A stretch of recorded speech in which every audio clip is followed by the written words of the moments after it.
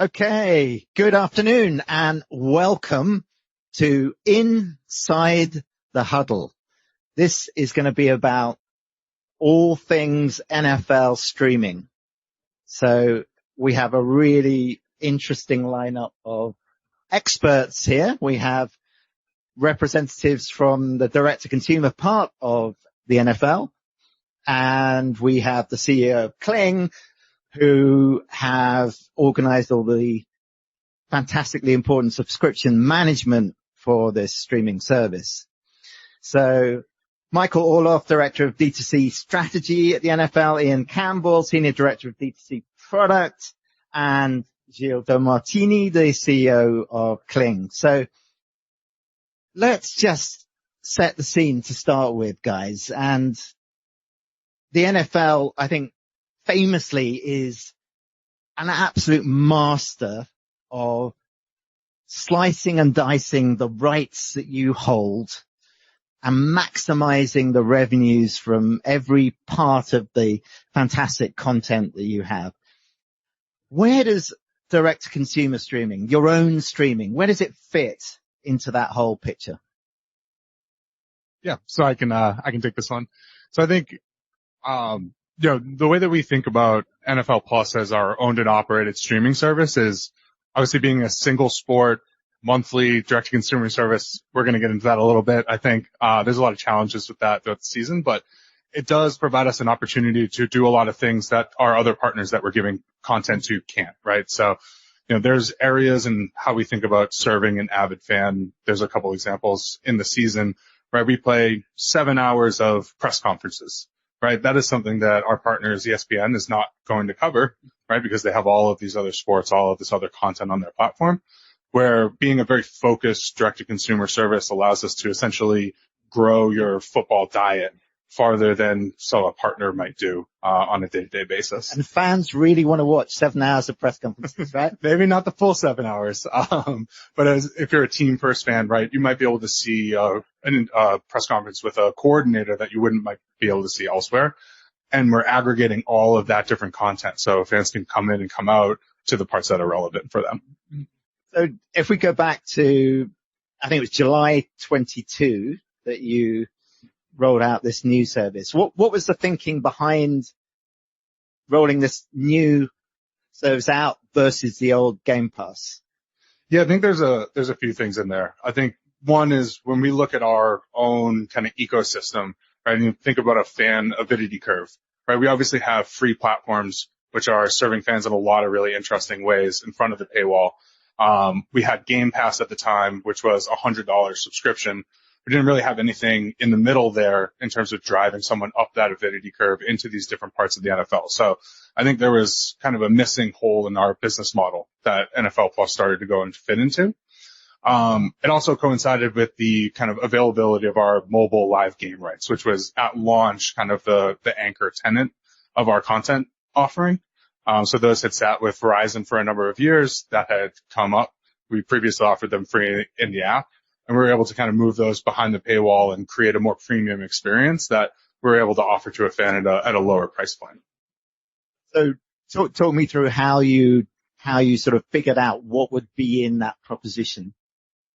Yeah, so I think it goes back a little bit to the really at launch, how are we expanding that football diet? So a fan who has Sunday Ticket, who has a linear subscription, right, that person's probably pretty well served in terms of watching a game at home. So that mobile live game idea came into, hey, is there an on-the-go fan? Is there a situational fan that we're really serving?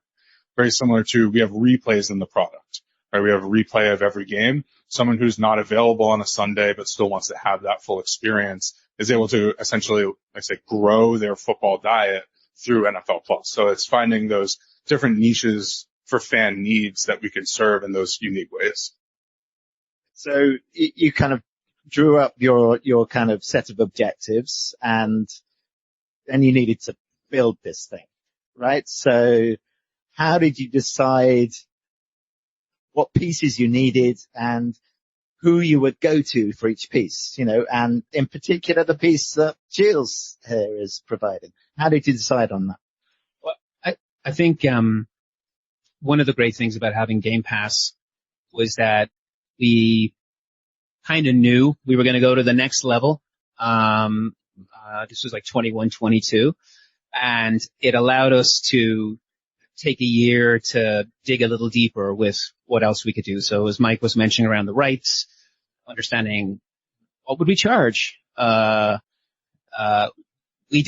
had like one SKU or one offer. The idea of monthly, we didn't really have those things. So I think it was a great opportunity to kind of figure out what the business would be and how it would work.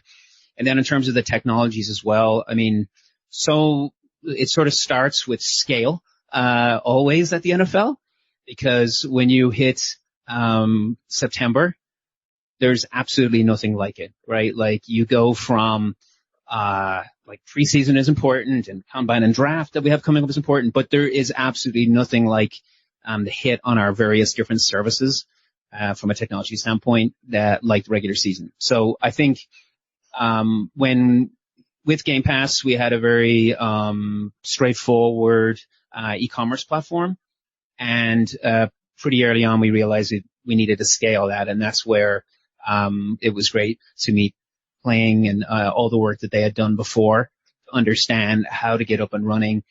And then, sometimes these things happen very fast at the NFL, so actually get up and running and very quickly. And so that was a big part of it. And I know our head of technology is honing in on those two things, which is like stability and can we actually get up quick enough as well to support the business, because Game Pass didn't stop. And migrating those subscribers over, running an active business, changing the brand, and then getting it ready for season. So it was a tall order. Simple stuff. Yeah, simple stuff. So Gilles, how did you convince these guys you could handle that kind of scale? Well, it's been, I wouldn't say a lengthy process, because the decision was made pretty fast during the RFP phase. I think we've been working very long in the industry, especially in the pay-per-view space, and certainly our pay-per-view experience was a good proof point of our ability to manage large events. We've been doing Mayweather, Pacquiao, Mayweather, McGregor, a number of territories. So certainly these were very good proof points of our abilities to scale very fast, a platform that is capable of delivering hundreds of thousands of streams and payments pretty much at the same time. And we have a unique ability, I think, to deploy such a platform in a very short time frame. And this was a key requirement for the NFL team. We vividly remember actually 2 years ago, we were joining here as the NAB. We got a call from the team at NFL saying, guys, you've been awarded the deal, and we had to launch in July. So that was quite an intense time, but we have all the tools in place. We have the experience, we have the APIs, we have the SDKs that facilitate this type of deployment, and that's how we made it happen. Out of interest, before when you were putting the pieces together for this plan, did you look at other examples in the market and say, oh, we like this, we don't like that, there are lessons to learn here? Definitely. I think evaluating at that time, it's really an integration conversation as well. We have a set of services, a set of capabilities, an identity system that manages your account. The whole video infrastructure and workflows and some payment stuff or whatever. So I think at that particular time, it was definitely making that connection, like who is the service that can come in. And I think Gilles and Donald and team did a very good job of explaining the nature of a SaaS platform and how they made it easy to come in and do those things.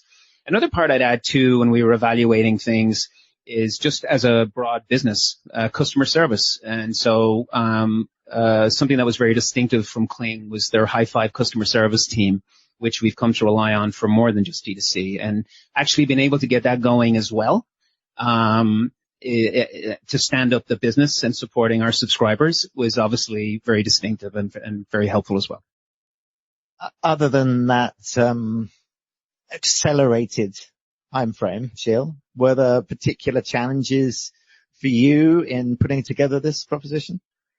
Well, certainly as a European firm and as a European myself, working with the NFL is something that is a kind of the ultimate goal. You know, this is a number one sport brand in the US and certainly maybe the top 3 brand worldwide when we speak about sport. So it puts a huge pressure on the organization, and it puts huge pressure on yourself, you know, as a founder of the organization. I think what always inspires in the US, and we not only work with the NFL, but we work with a number of brand in sports, Big Ten networks, NHL and a few more. It's a sense of quality in everything that they do. I always admire, we were talking earlier with Michael, when we come here, and for example, I had the opportunity to get to the Sphere 2 days ago. You visit the Sphere and you understand, but how did they spend, you know, $2 billion to build this? And actually you start to see the interior design, you see all the little details that they have, you know, how you get into the experience itself, how you get into the room. And once you get into that room, you have an experience that is completely mind-blowing. And when you go to an NFL game, that's the same. You know, it's not just the sport itself. You know, there's all the entertainment around it, how they organize the teams, how they organize the season. Fantasy was something I wasn't familiar with, before starting to work together. And that whole process, you know, and the quality that is going behind organizing this is quite remarkable. So, I would say being able to cope with that, with those demands, being able to achieve, let's say, the level of quality that the NFL is expecting, and obviously the sensitivity of that business, you know, we cannot fail. You know, this is a type of service that you feel like absolutely none of us, I think, can fail during the season. So we have to make sure that everything is going to go smooth. And of course, we had a lot of learnings during these 2 years. But it went very smooth, including, like Jan was saying about customer care. You know, doing customer care at scale is challenging. Doing it at distance, it's even more so challenging. But it has been working very smooth. We're always afraid that, you know, some escalation would happen with the commissioner and some of the key decision makers at the NFL. And so far it has been extremely smooth, despite the fact we are working with VIPs and the NFL teams and the NFL families and all the agents and this type of thing. So I think it's been a great challenge, but we really feel that that's how great companies are built. You know, there was one expression I've learned this trip, is that out of high pressure, you build diamonds. And that's exactly, I think, what I feel we've been achieving together. NFL Plus is a diamond. Okay. But also we're just a pleasure to work with, right? Yeah, very easy, very simple. Your easiest play. Yeah. So you talked about the scale of this migration and you know, taking all these existing customers with you without losing them. How did you manage that whole process? Yeah, I mean, I think the transition was a very positive one, right? Outside of I won't speak to the technology side, right? But for the existing Game Pass fans, right? These are people that have been with us for a number of years. We added a lot of new content, a lot of new features, the new brand, the user experience was vastly improved. So I think for those folks, right, that was pretty much all positive in terms of what they were getting. Now, I think all of the work that went to enable that is probably, you know, a little different on the back end, where, you know, they're coming in, the user interface, like I said, is changing, the billing and all of that stuff is changing. But, you know, what we saw is, you know, pretty seamless migration in terms of, you know, being charged by one thing, being charged by another. You know, the changes that we've made and kind of how we're actually executing all of this e-commerce part of the business, you know, was able to flow really smoothly. So we didn't really see any probably impact from that existing user experience outside of the positive one of launching all of that new stuff in NFL Plus. I think just from a pure logistical standpoint, and to really present a compelling product to your subscribers, the challenge is we didn't launch a new mobile app, launch a new website, launch new CTV applications because we launched NFL Plus. We had to integrate NFL Plus into And we worked ahead, luckily enough, when we had that last year of Game Pass. So we were able to get that first version of NFL Plus, that experience. Our design and our product teams and our dev teams were able to get ahead of it. And more or less everything but the logo was different.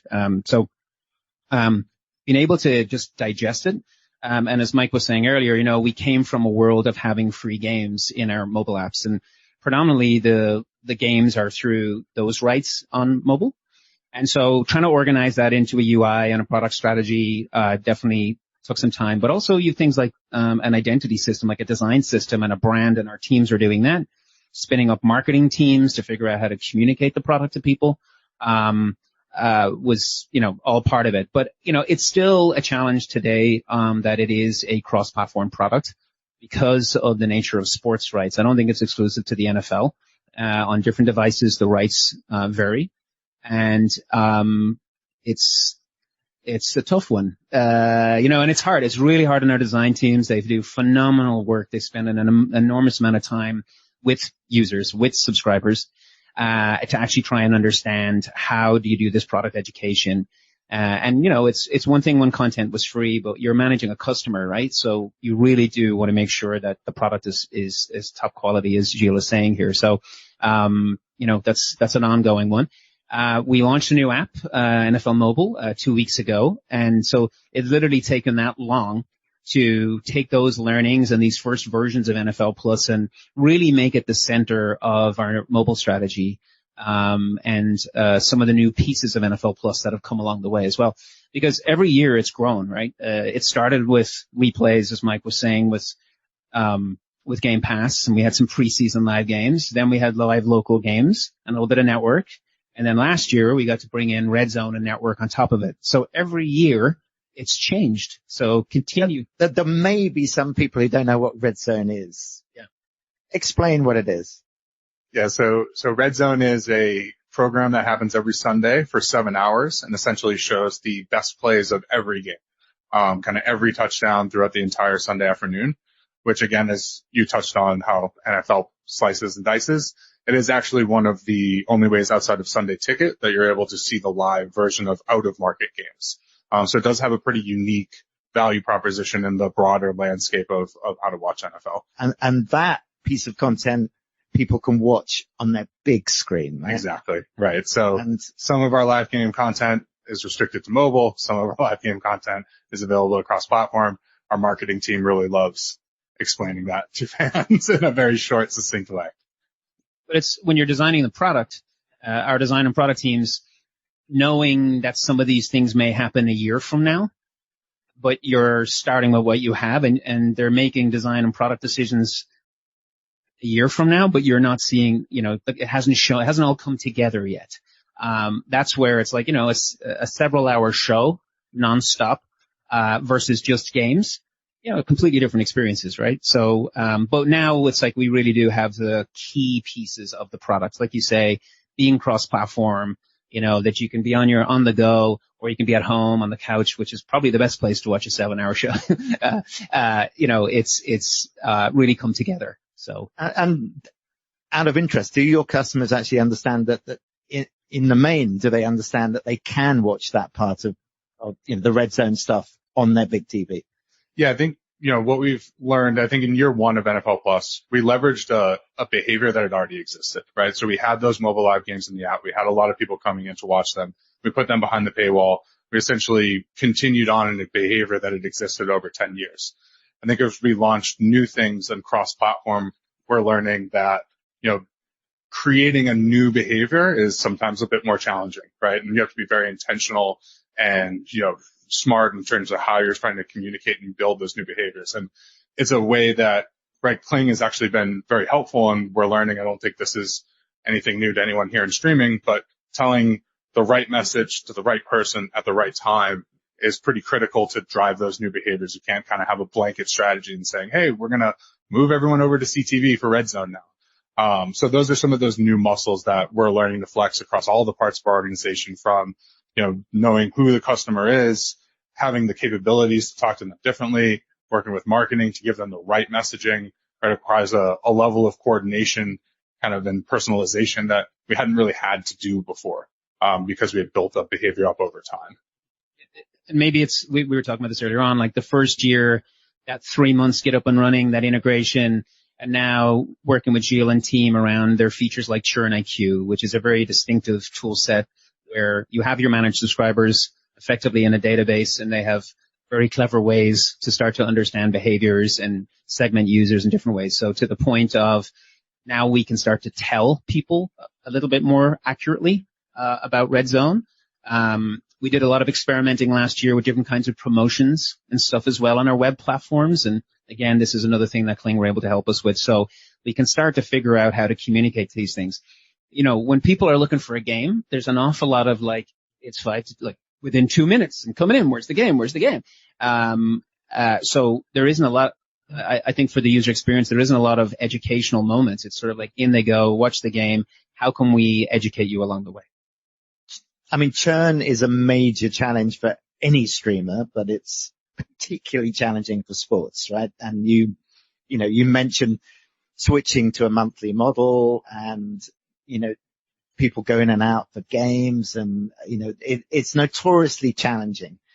How have you approached that, and how has Cleeng helped in managing that process? Yeah, I think there's kind of two ways that we start to tackle that, and think one, I won't say that we figured it out, because I don't think anyone has even come close to starting to figure it out, and why working in this space is so exciting that everyone's trying to do stuff for the first time. But I think one first is obviously the engagement aspect, right? How are you driving that continued engagement through the off season? And, luckily we have a pretty nice calendar of events that align with a monthly subscription model in terms of really doubling down on those live tentpole occasions. And it fits really well into our strategy, right? So obviously everyone's covering draft, but no one's spending 4 full days covering the draft 24/7 like NFL Network does. Everyone's covering combine, but as you get into the combine and all of those different events that are happening simultaneously, it actually works really well for digital distribution versus a linear model. So it allows us to do things, essentially, again, more growing that football diet, offering things for avid fans that they can't find anywhere else. So that's the ideal solution, that we are driving out that engagement and value through the offseason. I think the other side of it is we work through the pricing model and promotion model, and exactly what Ian's saying, where we're obviously highly incentivized to drive that annual subscription, which is a much tougher sell, but finding the right place, the right time, the right offer for that person, right? That's where we work very closely with Cleeng and that team in terms of trying to evolve that strategy. So is it, right, at a big event that someone's at a peak interest, are you selling them that annual subscription then? Are you targeting them when they're canceling and with a really steep discount to get them through the off season? Right? There's so many different approaches that we're starting to test in those first couple of years to try to align around what that right strategy is to make sure we're keeping our highest value subscribers into the following August, when obviously that football fandom starts to accelerate again. Are you helping them to segment on that basis? And I think certainly one of the areas we've been investing for the past 6 years now is everything related to subscriber retention. And at that time in 2018, we were the very first to establish a dedicated data lake to analyze everything related to subscriber retention. And these investments that we've been doing for the past 6 years in mapping, the main triggers and attributes that affect retention, I think are very essential. I think what have been great working with Michael and Jan and the full NFL team has been to push ourselves in business model that potentially we didn't anticipate. I think the seasonal pass is quite unique, the way we operate together. I think the NFL season is a bit unique in its approach. It's only lasting between September and February, so it's fairly short. There are a number of key moments in this season between the preseason itself, the playoff, and then of course the Super Bowl itself. So we really had to map properly these various moments and try to see how Churn IQ, so the solution that we've been building for subscriber retention, can best analyze and understand these various models and what type of offers would be most relevant for the NFL. And I think where Michael in particular and his team have been pushing us for churn mitigation has been on everything payment. NFL wants to offer the widest possible choice of payment methods, from prepaid card, debit cards, credit cards, PayPal, and Apple Pay, Google Pay, and of course all the various channels, the Roku, Vizio, and Apple and Google and few others. So to try to build a retention model and churn analytics around so many variables is quite challenging.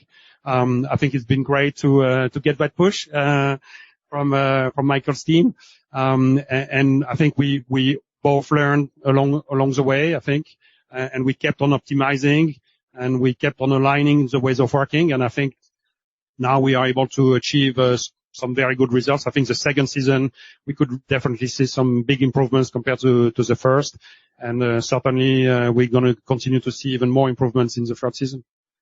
I was going to throw in, I think, as you said, churn is bonkers. It's very, very hard. From the product itself, which is, people are contacting customer service. My video player is black and all I hear is audio and there's no picture. And it's like, yes, that's because we're playing live audio and it's an out of market game and that's all we can do. It's not broken. To people that sign up and quit the same day.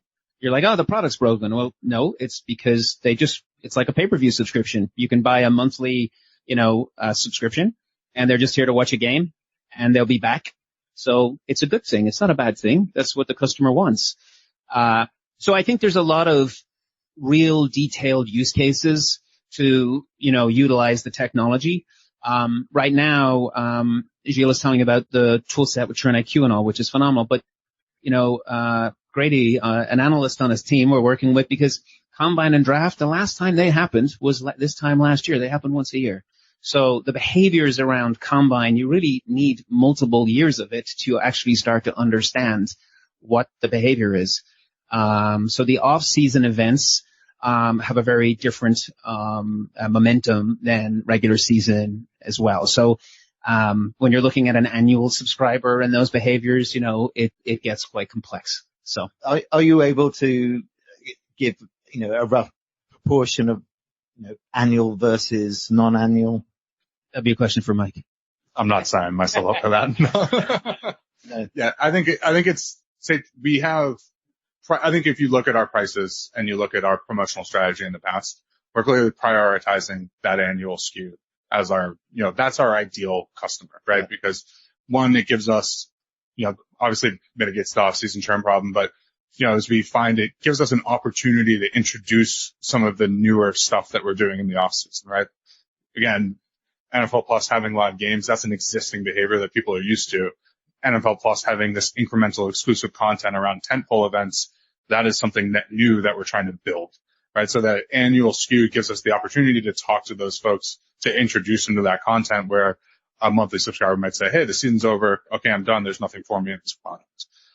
So it is a good opportunity for us to, in a low risk environment, start to show off some of the breadth of content that we have. And how do you maintain a relationship with viewers who have churned? Yeah, no, it's, I think, reacquisition, we're learning more and more is a critical part. Both, people that churn in the off season and come back in the regular season. And then Dean say we see a lot of that, in season as well. I came in for one very specific thing. I got my value out of it. That's a great relationship that we have with that customer. We delivered on what they were looking for, and making sure we're there the next time they're looking for that thing. So, that is, reacquisition is the best use case for us in terms of when we talk about the importance of segmentation and personalization, where we know exactly what this person wants, essentially, and making sure we're there with the right message and the right availability for that person. So when they're coming in, we're not kind of pushing them into something that, they've told us before they're not interested in. We're getting that right message in front of them to welcome you back. So I think there's a lot of interesting stuff we're doing throughout the funnel for reacquisition. And it's also some of the strategies too. I think slowing down, which Gilles should take credit for helping the NFL slow down, because his wisdom is just the craziness of the first 2 years, and he's very, very much right. So things like reverse free trials, like even having discussions around, hey, you're a basic subscriber, but today we're going to allow you to be a premium subscriber. So you get to sample the best product, right? It's a marketing message, but now it's the real deal. You get Red Zone today. Check it out. And I think that's the point Mike is making, is that knowing that you're that kind of customer and making it easier for you to do these things. Because, look, the game of football is awesome, and that's why people are there. So how can we facilitate making it easier for you to get it? And we're seeing, it is hard for subscribers. Like, there is a transition of sorts happening where games are on streaming platforms and on TV, but it's like, where is the game again? So I think the easier we can make that for people as the league, is a big focus certainly for our design teams as well. So I may add also one thing that is quite interesting in the case of NFL is not just NFL Plus, it's NFL Media at large. The strategy around the NFL Media. We got also to discover a bit more, NFL Network and fantasy and a number of other activities. It's quite interesting if you start to think, what's the opportunity related to hybrid monetization, an hybrid of advertising and paid model. We were actually last week visiting the NFL. We discussed some of these type of activities. We do see a big future when it comes to customer acquisition cost and how to maximize lifetime value of these users. At the moment, the experience when you go in SVOD or a form of paid model is a bit of a hard challenge of having some people subscribing for a while, and then at some point they stop paying, whether it's failure of payment or they just decide to stop paying. But then you need to reacquire them. You really lost them. If you are able to stay connected with this user through advertising for a little while and continue to generate ARPU, continue to generate revenue on that particular user for a certain time, to keep them engaged with the platform and to reuse all the tools that we have at our disposal to continue to analyze, let's say, that overall retention period of that user using the advertising model can be extremely interesting. So it's definitely an avenue where I think we're going to see more in the future at large on the market. We already saw with Netflix and Disney and Spotify in the early days. But I think for many other organizations, I think the hybrid monetization is something extremely interesting. And the fact that we have a data lake to process all of this data will, I think, make us quite unique in our ability to operate this. How important is the fast channel to that element? Yeah, I think it kind of goes into your earlier question of, hey, how are we staying engaged with these folks, when they're churning, right? So, okay. Right, fast channel is an awesome place for us to, there's actually not dissimilar type of content available in that fast channel. The fast channel is leveraging the news and entertainment content that's on NFL Network. It's leveraging game replays that are obviously in NFL Plus. NFL Plus is just the kind of more premium experience where I get every game replay that you want when you want it. I have the latest news and entertainment programming. So the fast channel is awesome to exactly what you said. It's a way to continue the monetization of the subscriber, but also a way to continue the engagement of the subscriber, keep them in the ecosystem. And then when they're ready to come back to that more premium experience, we already have them there and easily able to deliver a message. Is there a active sort of upsell element to the fast channel? Yeah. So if you watch our fast channel, you will see quite a bit of NFL Plus promotion, right? It's interesting as we've moved into, this newer world of how all of these pieces really need to be connected to drive that subscriber journey, right? Even when they're not a subscriber, they're not just at a different point in that journey. So there's a lot of new muscles, both internally between kind of the internal departments, right? Products without the right marketing message, without the right technology to enable it, right? All of those pieces need to be working together. Our free platforms, whether it be the fast channel, whether it be the content that we're putting on NFL.com or in the NFL app, whether it be utility content, scores, stats, and schedules that a lot of people are coming to us for, right? All of those play a role and are a very distinct touch point, for a potential NFL Plus subscriber, whether it's trying to introduce them to the product for the first time, whether we're trying to drive comprehension, whether that's an actual upsell moment, right? All of this different steps are starting to need to come together just right to actually drive acquisition. Can you capture any data about the free user? Can you Can you track them? Yeah, it's one of the huge advantages that we've had at the NFL Plus, where we launched on the back of an existing free platform, right? So when we launched NFL Plus, we didn't launch an NFL app. We didn't launch our NFL Plus app. We didn't launch NFLplus.com, right? We have this free platform that we are able to capture user level data for now folks who have opted in to have their data captured.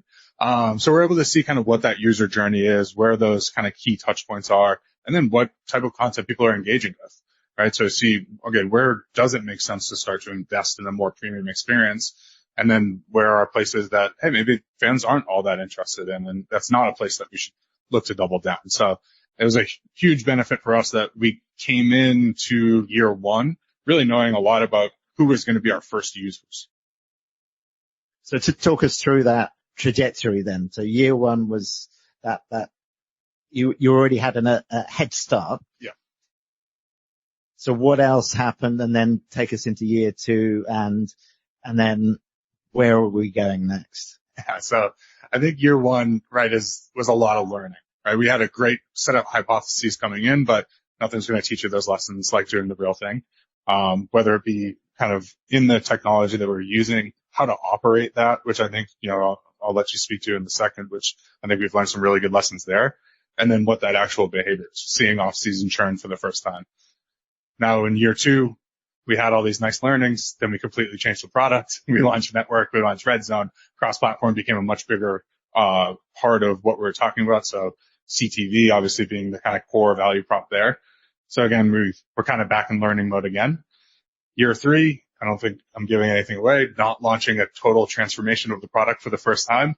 So we're actually really moving into this optimization phase, right? Where we're able to build on those learnings and adjust those experiences, a lot of which are coming to life in this new mobile app, where we're able to kind of fit the experience to the behavior that we see. So it'll be nice to not be in launch mode for a year. Yeah, I think that there's a maturity for sure, right?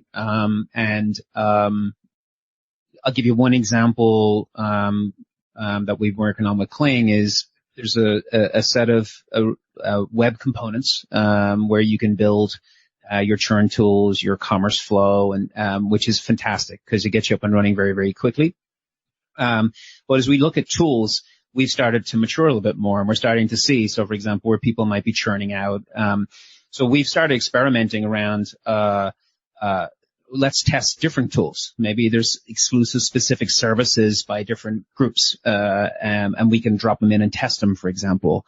And for us, it's actually just seeing in that journey, like where are the most important areas. So on our paywall pages, we're starting to do a lot more A/B testing and a lot more targeting and a lot more very specific work. And so it's really just along the journey, finding those areas, working with the tools we have, and then being able to bring in new tools to test them. And I think that kind of flexibility is tremendous and very unique, I think, to what Cleeng has brought to the table.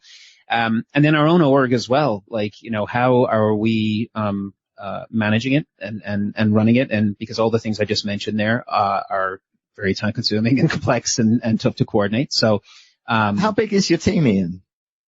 Well, see, it's just me and there's 8 to 10 people directly involved. Actually, with our teams, there's probably about 15 of us. And then the thing is, that's pretty lean. Oh, it is. Well, we have our product and technology, and other teams. They also serve the other areas of the business. So they're all very much involved, and they've been very involved in the last few years as well. We also have, other partners who fulfill this very similar role like Cleeng does, so we can scale up and scale down. So yeah, we've done a pretty good job, but like I say, I think now it's not like a novelty, but now we're up and running, and where do we want to go next? It's like, okay, how do we make sure that we have the right org around the right key areas, and then utilize our partners? We kind of churn season, right? We've coined it's not a league event, but we have a D2C event. And we're sort of like where we can actually sit with our partners and talk about, okay, here's our data, here's the things we're trying to do. So how can we get all our partners working together as well? So we're trying to get a large group of different services and people together to hit the ground running. So what's exciting on the roadmap? What's coming? I actually think we're calling it brand integration. Last year we worked with EA, and they're a big league partner of ours. And so if you purchased an EA game, Madden, you were given an extended free trial effectively of NFL Plus. And I think those integrations support the heritage we have of working with our partners, where you can integrate them, or we can integrate with them in their products and with their customers.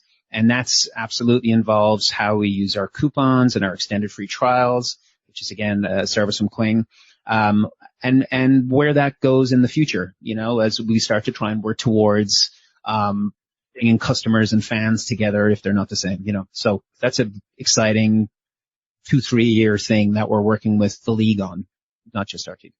Yeah, I think there's some really interesting pieces that, we've started to test in really small kind of ways, right? If you think about Disney and being the kind of masters of that content flywheel where they're monetizing in their parks, they have their streaming service, they have their TV channels, they have cruises, right? The NFL is kind of oriented very similar, right? We have games, we have events, we have tickets, we have shop, we have obviously the content arm. So we've started to test some smaller places, right? Where at the NFL experience at the Super Bowl last year, we had a kind of fast pass for NFL Plus subscribers. That is a good example of there are probably opportunities for us, even outside of media, to turn an NFL Plus subscription from just a streaming video product to kind of more of that membership type idea. So again, as we talk about churn, as we talk about reaching new audiences, there's probably a lot of interesting opportunities that we can leverage some of that integration work to start to enable in a bit of a longer term roadmap. So that makes engagement even stickier. What about other business model monetization areas like betting, for example? I think betting is, for the league, maybe an owned and operated part of the league, not something we'll be directly involved in handling. Obviously, they're a deep relationship there through kind of a sponsorship partnership. But I don't think that's something probably on our nearer term roadmap, just given some of the complications in there. We have plenty of complicated problems to solve before we get into that. I thought it could come into that brand integration story, Yeah, no, absolutely. I think there's a lot of different ways. I think finding the right strategy with the right partners where we're kind of getting into that exchange of value in a really good way, right? Madden's a great example where obviously there's a ton of avid fans there. They've done a great job in growing football fandom on their side, right? How are we getting a good value exchange there? And then how are we actually executing that in a good way, to again, drive value for an NFL Plus subscriber, drive value for a Madden player, right? That's kind of that ideal world that we'd like to live in. We're running out of time here, but from all the lessons you've learned over this period of time, what advice would you give to other sports rights owners wanting to be as successful as you guys? I mean, we were chatting about this earlier on because it's a really good question. I don't think there's too many regrets in terms of when you look back into what we did. However, we would do things differently with what we know. I think bringing the rest of the org along with you. So, for example, Mike's example there of the Super Bowl events experience and a fast pass, like that was an awesome experiment with our events team who are super pumped to help and work on NFL Plus and support us. But it was a phenomenally large amount of work. And actually to do that at games is like, whoa. So I think a little bit of we put on the Super Bowl. So it's a little bit like, okay, everybody calm down. Like to do it well and manage a subscriber, I think it does take really good planning and coordination. And I think having a D2C business, the idea of, things like subscribers are churning after the season. Okay. And we're putting up events, like how to manage churn. Like I think there's a lot of talking, a lot of working with our different groups to explain the change and the transition. It's a little less actually about the technologies because it really does take everybody, our legal teams. I mean, we have everybody involved. Everyone is playing a role, but it's a little challenging to, stay ahead of it. So getting the right corporate culture in place. Anything from you, Michael?